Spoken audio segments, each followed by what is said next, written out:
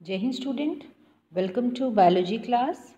Students, in this lecture we will discuss a very important topic of female reproductive system, that is a menstrual cycle. Now this menstrual cycle, this is a cycle which starts at the age of puberty in females only. ठीक है, ये सिर्फ females में होता है and starts at the age of puberty. Puberty की बात करें तो दैट मीन्स कि 12 to 13 एज या फिर 11 to 13 एज में ये स्टार्ट होता है menstrual cycle. Okay, now puberty का मतलब क्या होता है? This is the stage when the sex organs, जो सेक्स ऑर्गन्स होते हैं, they become mature. Okay, and after maturation the sex organs they start producing the eggs. Okay, now eggs जो होते हैं, eggs are present inside the ovary. ठीक है, और ये immature condition में होते हैं and these eggs, whatever is the number of the eggs, that is decided before the birth. Birth से पहले ही ये डिसाइड हो जाता है और बर्थ से पहले ही जो है ओवरी में एग्स जो हैं स्टोर रहते हैं, मीन्स बन जाते हैं और स्टोर रहते हैं. ओके, दैट मीन्स कि no more eggs, new eggs are added after the birth of a female child. Female child के बर्थ के बाद कोई भी नया एग जो है वो ऐड नहीं होता है. Okay, so during embryonic development, जब एम्ब्रियो का डेवलपमेंट होता है, ओके, जाइगोट से एम्ब्रियो बनता है, उसी समय ही जो एग्स जो होते हैं they are stored and they are stored in the immature condition. Okay, जब प्यूबर्टी की एज आती है तब ये जो एग्स हैं ये क्या होने लगते हैं? मैच्योर होने लगते हैं और ये रिलीज़ होना स्टार्ट होते हैं ओवरी से. And every month one egg is released, हर महीने एक एग रिलीज होता है. And this is the indicative of ability to reproduce. इसका मतलब होता है now the reproductive system has matured. Okay, reproductive organs जो हैं वो मैच्योर हो सकते हैं and the person has now the person is capable enough to reproduce. ठीक है, अब रिप्रोडक्शन हो सकता है और इसी प्रोसेस को हम बोलते हैं मेंस्ट्रुअल साइकिल. ठीक है, now the release of egg occur. Okay, and there are few changes also जिसके बारे में हम पढ़ेंगे अभी, क्योंकि menstrual cycle is not only just the release of egg, it is also accompanied by few more steps, okay, that we are just studying. Now what happen in this cycle? The ovaries, they produce an egg every month. Okay, and that travels to the uterus and attaches to its lining. Now one egg is produced every month. Okay, so once the egg is produced, it is catched by fimbri. हमने आप पढ़ा था reproductive system में part होता है, finger like processes होते हैं fimbriae, और फिम्बरी के बाद ये मूव करने लगता है आगे के पोर्शन में. ओके, इनफंडिबुलम में आता है, ओविडक्ट का पार्ट है, and then it comes to the ampulla. वहाँ पे ये वेट करता है. किसके लिए वेट करता है? ये स्पर्म्स के लिए वेट करता है, मेल गैमीट के लिए. If the male gametes comes at that time when the egg is present at the ampulla region, then what will happen? The fertilization occur and a zygote is formed.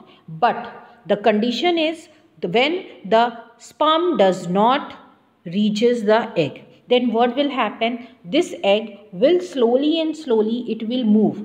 वो अपनी position से, वो उस time जो भी desired time है जब तक वो वेट करता है और फिर वो अपना मूवमेंट स्टार्ट कर देता है और वो आ जाता है धीरे धीरे यूट्रस में मूव करता हुआ. Okay, and it attaches to its lining, uterus की लाइनिंग में अटैच हो जाता है.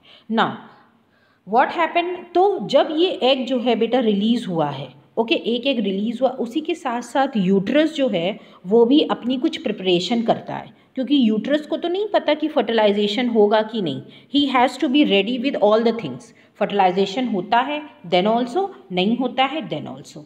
ओके, तो इट स्टार्ट्स प्रिपेयरिंग इटसेल्फ. ये जो लाइनिंग होती है यूट्रस की, जो इनर लाइनिंग होती है जिसको हम बोलते हैं एंडोमेट्रियम, ये धीरे धीरे थिक होना शुरू हो जाती है, स्पॉन्जी होना शुरू हो जाती है. इसमें blood vessels and so many things वो सिक्रीट होने लगते हैं और धीरे धीरे इसकी थिकनेस बढ़ने लगती है. क्यों थिकनेस बढ़ने लगती है? In order to receive the egg. ठीक है, अगर फर्टिलाइजेशन हो गया तो वो जाइगोट को रिसीव कर लेगा यूट्रस की लाइनिंग और इम्प्लांटेशन हो जाएगा और प्रेगनेंसी डेवलप हो जाएगी. बट अगर फर्टिलाइजेशन नहीं हुआ तो ये जो एग है ये मूव करता हुआ आएगा यूट्रस पे और वहाँ अटैच हो जाएगा. ओके अब जैसे ही, क्योंकि फर्टिलाइजेशन नहीं हुआ है, ओके तो ये जो लाइनिंग होगी ये शेड हो जाएगी, मीन्स ये ब्रेक हो जाएगी with the release of blood, clots, vessels, so many things जो हैं it will be released from the vagina. इसी को हम बोलते हैं मेंस्ट्रुअल साइकिल पूरा, ठीक है। So this bleeding, this shedding of endometrium lining, this occurs every month when it occurs when the egg is not fertilized। अगर फर्टिलाइजेशन नहीं हुआ है तभी ये मेंस्ट्रुअल साइकिल जो है वो रिपीट करेगी। अगर फर्टिलाइजेशन हो गया है तो मेंस्ट्रुअल साइकिल जो है, जो एंडोमेट्रियम लाइनिंग है वो ब्रेक नहीं होगी और वहाँ पे जो है जाइगोट इम्प्लांट हो जाएगा जो कि आगे चल के बेबी में डेवलप होगा।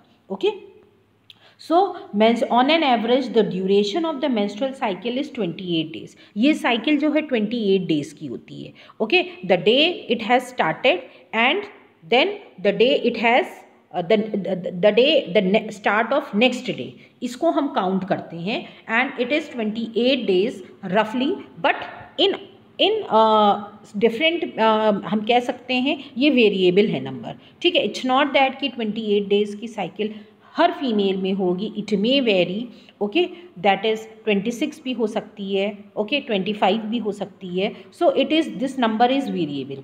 Now this cycle starts at puberty around the age of 10 और 11 ईयर्स। इसी और जब ये स्टार्ट होती है साइकिल उस एज को हम बोलते हैं मेनार्ची, ओके MENARCHE मेनार्ची। और जब ये एंड होती है, ये साइकिल कब तक एंड होती है, मींस ये 45 to 55 ईयर्स, ये भी वेरिएबल है, किसी में 45, किसी में 50, किसी में 55। ये जो एज है ये वेरिएबल है। स्टॉपेज, जो मेंस्ट्रुअल साइकिल स्टॉप होती है वो 45 to 55 ईयर्स के बीच, और इसको हम बोलते हैं मेनोपॉज।